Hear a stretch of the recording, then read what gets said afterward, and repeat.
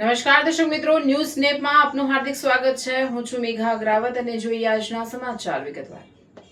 ગુજરાત સરકારના નશામુક્ત ગુજરાત, સશક્ત ગુજરાત અને નશામુક્ત ભારત અભિયાન અંતર્ગત સતલાસણા સ્થિત KM કોઠારી હાઈસ્કૂલ ખાતે જનજાગૃતિ કાર્યક્રમ યોજાયો।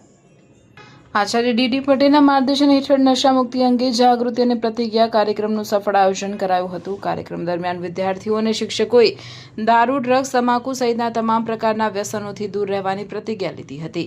એક પ્રતિજ્ઞા ડ્રગ મુક્ત ભવિષ્ય તરફ એક પગલુંના સંદેશ સાથે યુવાનોને સ્વસ્થ, જવાબદાર અને વ્યસન મુક્ત જીવન જીવવા પ્રેરિત કરાયા હતા। સાબરમતી સેન્ટ્રલ જેલના નિવૃત્ત જેલર MM દવે મુખ્ય વક્તા તરીકે ઉપસ્થિત રહ્યા હતા। તેમણે વ્યસનના વ્યક્તિ, પરિવાર અને સમાજ પર થતા ગંભીર દુષ્પરિણામો વિશે માર્ગદર્શન આપ્યું હતું। દવેએ વિદ્યાર્થીઓને ઉજ્જવળ ભવિષ્ય માટે સાચો માર્ગ પસંદ કરવા, ડ્રગ્સ અને અન્ય વ્યસનોથી દૂર રહેવા તેમજ જીવનમાં સારા સંસ્કારો અપનાવવા અપીલ કરી હતી। આ પ્રસંગે શાળા પરિવારે સ્વસ્થ યુવા, મજબૂત રાષ્ટ્રના સંદેશને આત્મસાત કરી જાગૃત અને જવાબદાર સમાજના નિર્માણ માટે સૌને વ્યસન મુક્તિના જનજાગૃતિ અભિયાનમાં જોડાવા અનુરોધ કર્યો હતો। કાર્યક્રમમાં શાળાના શિક્ષકો, કર્મચારીઓ અને મોટી સંખ્યામાં વિદ્યાર્થીઓ ઉત્સાહપૂર્વક ઉપસ્થિત રહ્યા હતા। સૌએ પરિવર્તન બનો, ભારતને ડ્રગ મુક્ત બનાવવાના સંકલ્પ સાથે કાર્યક્રમને સફળ બનાવ્યો હતો। રિપોર્ટર કશ્યપ રાવલ। મારી વાતની શરૂઆત કરું કે તમે બધા દેશના યુવાનો અને યુવતીઓ એ દેશનું ભવિષ્ય છો, દેશની આવતીકાલ છો।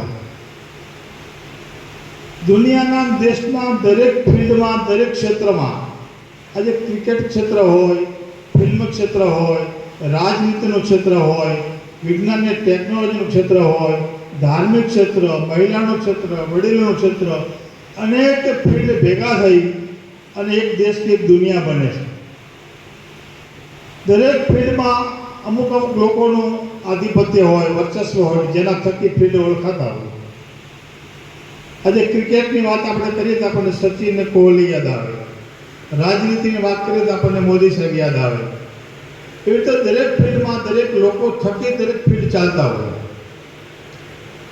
પણ આજથી 25 કે 30 કે 40 વર્ષ પછી અત્યારે જે ક્ષેત્રમાં જે લોકોની જેના થકી ક્ષેત્ર ઓળખાય છે એ કોઈ લોકો નહીં હોય।